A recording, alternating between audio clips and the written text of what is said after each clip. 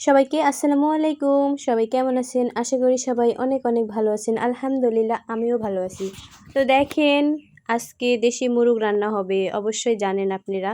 তো তাই জন্য আমি লেগে পড়েছি ঝুড়ে টুড়ে পরিষ্কার করে পুড়িয়ে তারপরে আবার পরিষ্কার করে আমি মুরগিটা কুটতে লেগে গেছি। এই তো তারপরে রান্নাও শুরু হয়ে গেছে। রাহাদের আব্বু আজকে রান্না করছে আবারও। আমি রান্না করব, তবুও বলল যে না তুমি রান্না করো না, আমি রান্না করব। আর রিমঝিম বৃষ্টি হচ্ছে, কি যে আলাদা একটা মজা, কি আর বিষয় আপনাদেরকে বলে বোঝাতে পারবো না। হঠাৎ করেই কিন্তু বৃষ্টি চলে এসেছে, আর সকাল থেকে কিন্তু মেঘমেঘ করতেছে। তো তখন বৃষ্টি হয়নি, আর এই তো এখন রান্না করার সময় বৃষ্টি হচ্ছে। আর তিনটা আমরা রেখে দিছি যে আমি লবণ দিয়ে মাখিয়ে খাবো।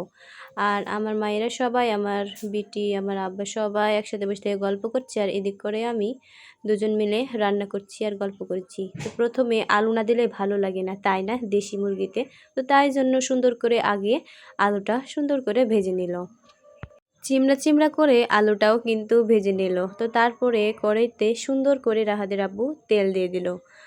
আর অবশ্যই তো বলছি এই মুহূর্তটা অনেক সুন্দর, যে সবাই মিলে বৃষ্টি হচ্ছে বাহিরে আর গল্প করছি। তারপরেই তো দুইটা আমরা লেগ পিস করেছি। আর আমরা গ্রামের মানুষ আগে আন বলতাম, যে মুরগির আন। তো এখন যাই হোক না কেন, ভিডিও করার পর থেকে যাই হোক সবার সাথে ভালোবেসে সবার সাথে বড় বড় মানুষের সাথে চলাফেরা করে কিছুটা শিখেছি। তো তাই জন্য আর কে না শিখতে পছন্দ করে বলেন, ভালো কথা ভালো আচরণ, তাই না?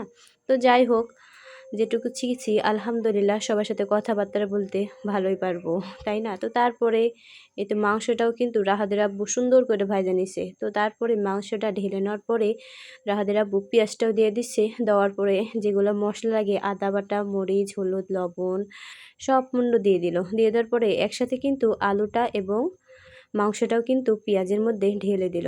তারপরে নেড়ে চেড়ে কষিয়ে কষিয়ে তারপরে একবারে ঝোলটা দিল। তো দেখেন হয়ে গেছে, কি সুন্দর দেখেন কালারটা, মাশাআল্লাহ অনেক সুন্দর। রাহাদের আব্বু রান্না কিন্তু অনেক ভালো লাগে।